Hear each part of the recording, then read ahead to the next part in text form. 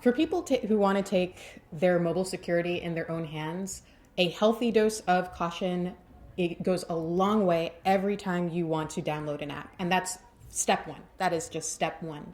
Look at the permissions. Make sure that the permissions an app is requesting make sense for what the app actually does. I've had a hairdresser at the hair salon say like, hey, download our app. We got an app. And I looked at it and it wanted access to my microphone, among other things. And I'm like, why would what is essentially a glorified web page, want my microphone? And so that's the kind of like exercise of discretion that you just have to do in order to protect yourself. That's step one. Also, be aware that there are really, really great alternatives out there for encrypted and private communications.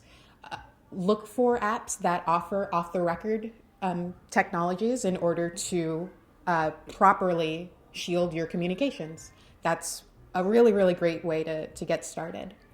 And there are several apps out there that do that really, really well. Let's see. Be aware of geolocation in apps that you're used to using. So for instance, I can't think of a reason why you would want your latitude and longitude included in your EXIF data as you're taking a photograph. I don't see any reason why that ever helped anyone anyway. And that's something that you can turn off. And sometimes, depending on the phone that you have, it's turned off by default, which is a great thing, but it's always in your best interest to check first.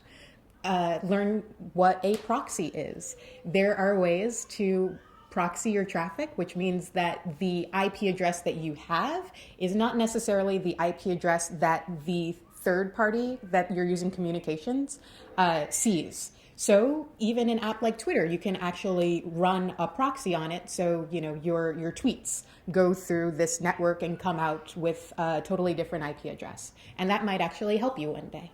I'm always an optimist.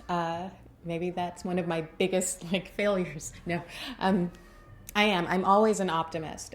However, I do realize that, we have a long history politically and, especially economically. We have a very long history of trampling people's rights in this way.